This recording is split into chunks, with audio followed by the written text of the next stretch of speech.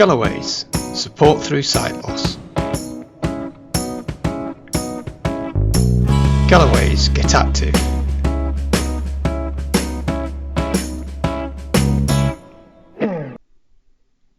Penwortham Heritage Trail. Okay, hello everybody, it's Jayne and James again on another of our local walks. This time we're in Penwortham. We're going to do the Penwortham Heritage Trail. It's a wet and chilly day in early February, and this walk starts off, as you can see from the scene behind us, at the Black Bull pub on Cop Lane. So come along and we'll show you this heritage trail. Let's go. The walk begins at the Black Bull Inn, 83 Pope Lane, Penwortham, PR1 9BH. The Black Bull Inn. The Black Bull Inn is clearly marked on the tithe map of Penwortham, 1838, alongside a terrace of cottages known as Brown's Row, now replaced by a row of modern shops. The Ordnance Survey map of 1893 has the letters BH next to the Black Bull, showing the inn was a beer house rather than a public house, licensed to sell only beer but not wine or spirits. Beer was made on the premises and sold in the pub or out to the houses and farms. Now set off in an easterly direction past the row of shops until just past the library you will find the next house, Kingsfold Farm. Kingsfold Farm is a wonderful example of later 17th century vernacular domestic architecture. Documents show the farm existed as early as 1463, though the house may have been rebuilt several times. The farm had, by 1691, been in the Hollinghurst family for over 200 years. But by the 1930s, much of the land around the farm was bought by Preston Rural and District Council for building houses. Keep going east. Daniel's Farm. This pleasant traditional farmhouse was built in 1783 by Daniel Dewhurst, as the stone over the front door states, and was known as Daniel's Farm until some point in the 20th century, when the name ceased to be used. It is now named Holly Cottage. The tithe map and schedule of 1838 states the farm was a small holding of just over 4 acres. Continue to the corner of New Lane. Look to the left to see St Leonard's Church. The first St Leonard's Church was situated at the bottom of Marshall's Brow, on the site where Churchbrook House now stands. It was ironclad and known locally as the Tin Tabernacle. It was also used as a school. The last service was conducted in 1970. The new church foundation stone was laid in 1969. In the faith of Jesus Christ, and for the extension of his kingdom, this foundation stone was laid by the Reverend Canon R.G. Rostone on the 21st September 1969. The metal cross on the exterior came from the old church. Turn right into New Lane. A few yards down on the left is Penwortham Hall, now known as Penwortham Hall Gardens, but originally named Penwortham Lodge. Penwortham Hall was built in 1800 by John Horrocks, founder of the Great Horrocks Cotton Manufacturing Company in Preston.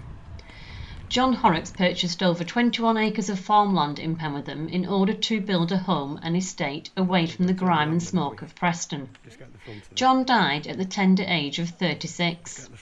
By that time, he had built up his cotton empire, been made an alderman and an MP, and virtually ran the Preston Guild of 1802. He left Penwortham Hall and his business to his youngest son, John. In 1813, John Jr. married a Scottish girl and settled into the Hall, but his wife was homesick, and the tragic loss of their first baby at 4 months old took them back to Glasgow in 1815.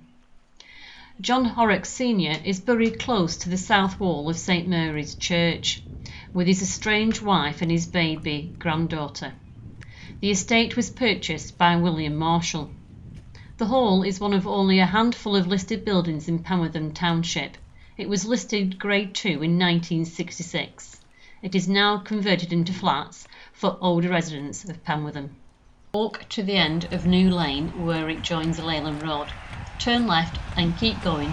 On the left you will find Middleforth Green. This green space is just a remnant of the former green or common. It was enclosed gradually from the medieval period until its eventual complete enclosure in 1838, but was originally an expanse of common land which could be used by the inhabitants to graze their sheep, pigs, cows and poultry. The area was very rough, scrubby grass, rushes and bogs, with several streams and ditches. The Pear Tree Inn.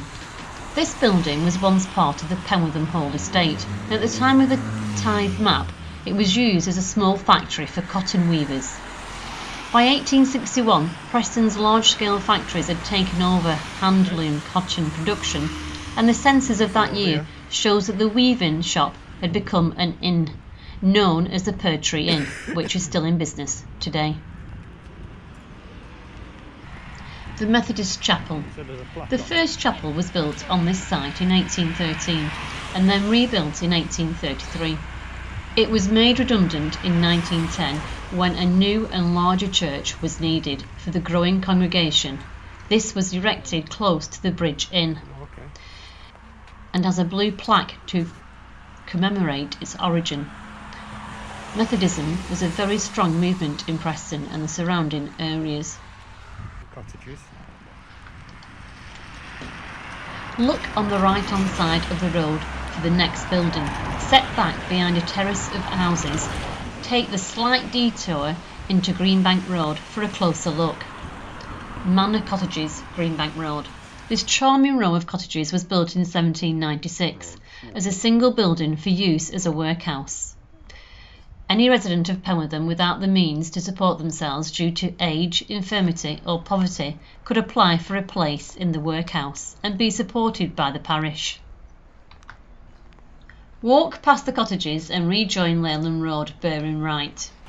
Look on the left-hand side of the road for the next landmark, which is Penwortham Fire Station.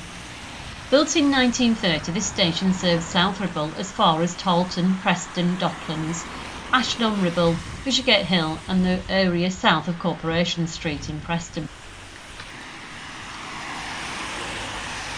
Warning, this road is very busy, but you will soon arrive at Penwortham Old Bridge and the Bridge Inn. Until 1750, the only means of crossing the River Ribble between Preston and Penwortham was by ferry boat or by the ford close to the position of the present bridge. The bridge, now open to pedestrians and cyclists only, dates from 1750 and is a listed building. The Bridge Inn was built in 1826 and replaced the old Boathouse Inn, from which the ferry had run. In common with many other public houses in the area, the Bridge Inn was also a farm, holding 21 acres. Inns were not viable as single businesses in the early days, but this situation began to change from about 1900, and by the start of the First World War, many had given up the farming side of the business and could survive as an inn. The inn was sold recently and is now a day nursery.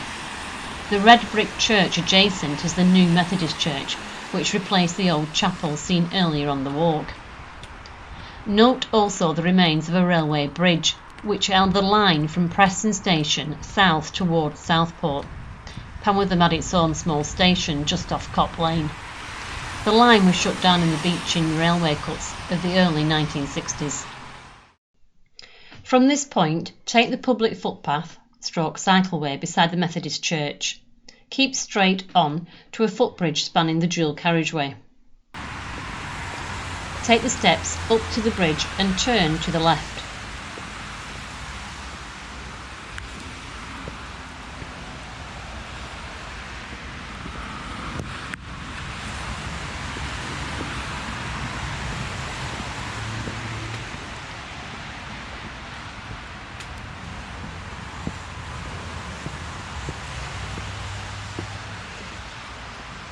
Where the path forks, bear right and keep walking until you come out onto Hill Road South. Turn left into Hill Road South. Cross the road and walk to a footpath marked by a black and red litter bin at its entrance. This is known as Greencroft Valley.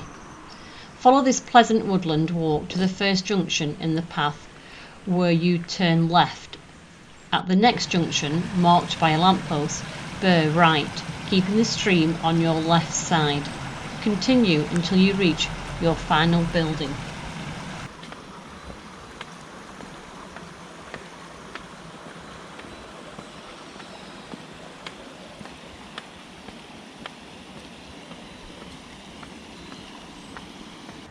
Okay everybody, that's been a walk around the Penwortham Heritage Trail. It's a bit of a different type of walk. Instead of it being all countryside, it's taken in some of the semi-urban areas.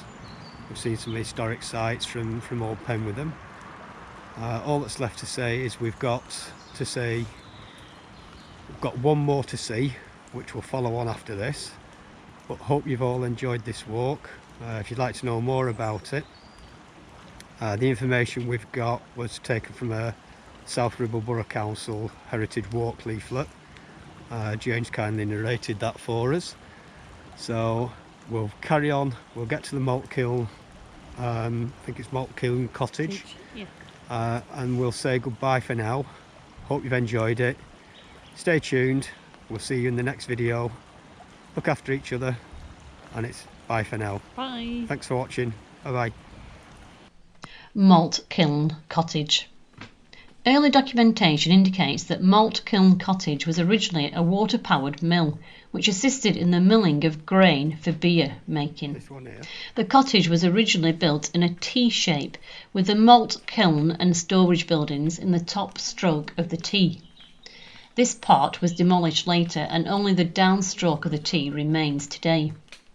This cottage and a neighbouring farm, still in existence, but not visible for our walk, were once part of a complex process of growing barley, malting it and delivering the malted grains to the Black Bull Inn for the process of brewing beer.